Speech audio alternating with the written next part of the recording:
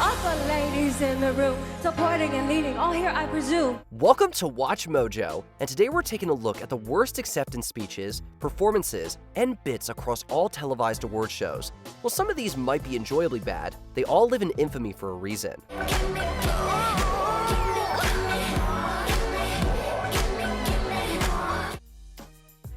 Number 10, City of Moonlight, 89th Academy Awards. This Best Picture announcement was a slow-motion train wreck, although audiences didn't realize what they were watching until the unthinkable happened.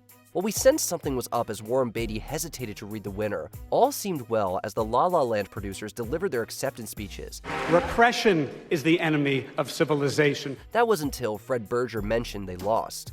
Even after Jordan Horowitz revealed Moonlight actually won, many were in disbelief until he presented the card as evidence.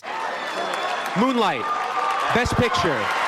The Moonlight team got their moment in the spotlight, but the mix-up overshadowed the underdog film's victory and its message, which carried significant weight following a difficult year like 2016. For some, it was a hilarious blunder, but for others, a powerful moment for African Americans and LGBTQ+ cinema was undercut. I did not pull a prank.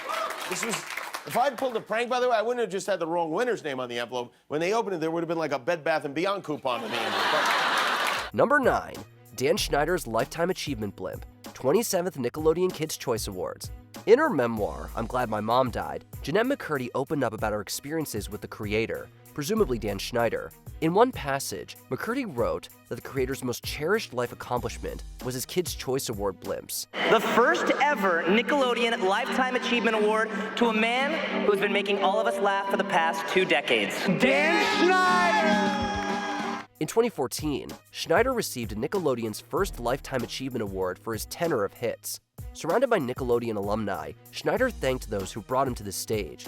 What seemed like a sweet moment took on a disturbing sentiment over the following years, as numerous stars and behind-the-scenes talent came forward, alleging Schneider had traumatized them. They're talking about how great he is. Thank you, Dan.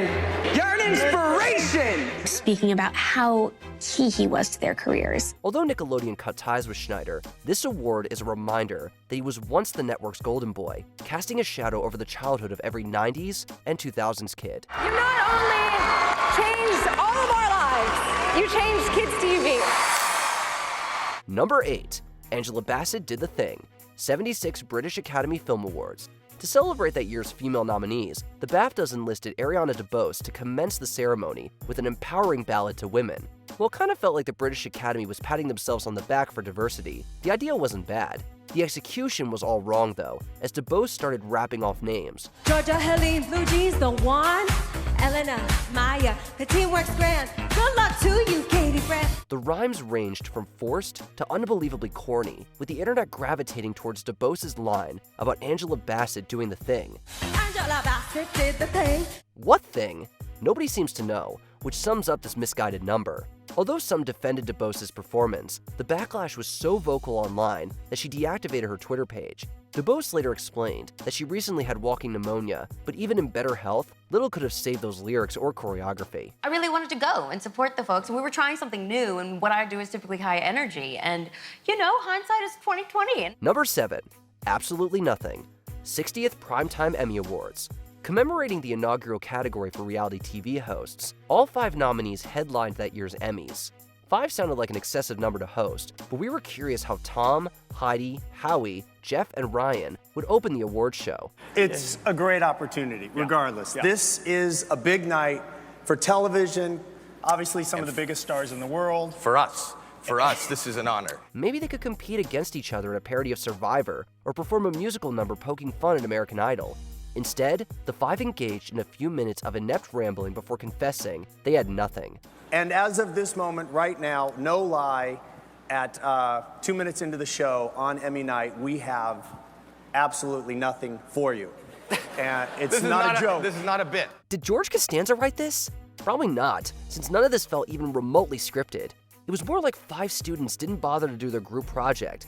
This was as lazy as award show bits get, although it would lead to a funny callback 4 years later. If you just turn around in your seats, you can see in the prompter, there is nothing. absolutely nothing there.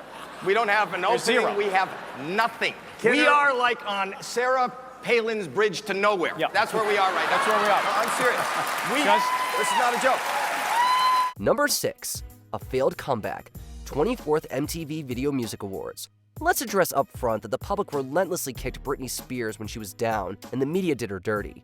We should all look back at this dark period in Spears' life with some regret. Like no one else in the room. Down like there's no one around. That said, there's likely regret on Spears' side as well. Among the most viral missteps was her performance at the 2007 VMAs. On the heels of bad press, Spears' opening act was seen as a potential comeback.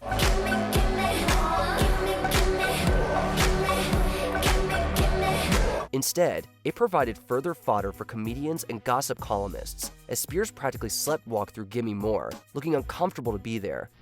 Leave Britney alone! Besides YouTuber Kara Cunningham, virtually nobody had any supportive words for Spears.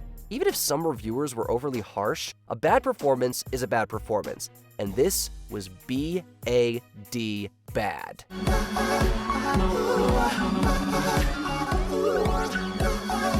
Number 5. Alan Carr's Folly, 61st Academy Awards.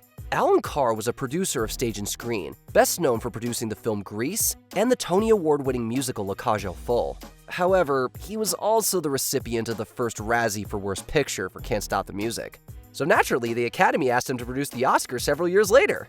Despite a few critical duds, Carr was known for spectacle, giving the Academy hope he might breathe new life into the ceremony. The results were anything but hip, as Carr paid homage to an obscure musical review and enlisted Golden Age stars who had been mostly forgotten. No, it's 11 minutes of sheer terror. That's on YouTube if you want to look at it. Oh, okay. Of 11 minutes that ruined Hollywood producer Alan Carr's career forever. Among the only names younger audiences would have recognized were Rob Lowe and Snow White, played by Eileen Bowman. Disney wasn't pleased, and Lowe's sex tape scandal didn't help. You live by the sword, you die by the sword. Really, truthfully, it's like for every Behind the Candelabra performance, there's a Snow White Oscar. Apologizing to Disney to avoid a lawsuit, the Academy also answered to bewildered audiences and angry AMPAS members who were embarrassed to sit through the 12-minute opening. What's Rob Lowe doing singing and dancing? What's he doing with Snow White? Who is that old lady in the background? Oh, that's Alice Faye. It was very strange. Number 4. Suge Knight Throws Shade, 2nd Source Awards. The East Coast/West Coast hip-hop rivalry reached a pivotal turning point at the 1995 Source Awards when Suge Knight alluded to Bad Boy Records and its founder, Sean Combs. As Knight proclaimed Death Row Records the superior label, he was met with applause and boos. Any artists out there want to be an artist and want to stay a star, and don't want to have to worry about the executive producer trying to be all in the videos. Just over a year later, Knight was driving alongside Tupac Shakur in a shooting that turned fatal for the latter. Biggie Smalls was gunned down months later, likely in retaliation for Shakur's murder. All on the record, dancing, come to Death Row. There's no way of knowing if Knight's comments at the Source Awards factored into this tragic turn of events. In any case, it bleakly foreshadowed the deaths of 2 hip-hop legends. Knowing the future legal troubles that awaited Knight and Diddy only adds to the tension.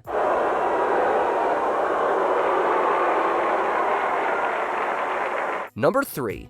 Look What You Made Kanye Do, 26th MTV Video Music Awards. Remember when interrupting someone else's speech was the most outrageous thing Kanye West had done?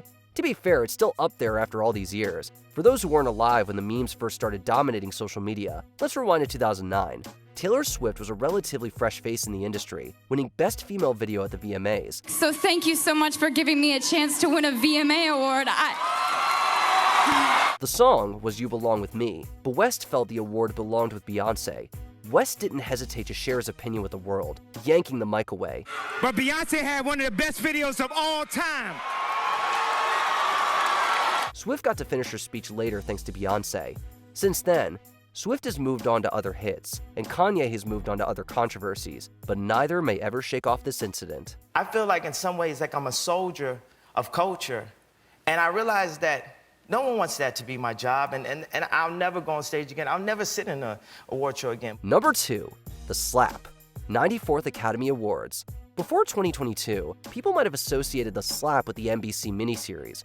That changed after Chris Rock compared Jada Pinkett Smith to G.I. Jane at the Academy Awards. The Slap followed this joke Rock made about Smith's wife, Jada Pinkett Smith, who has been vocal about her battle with alopecia.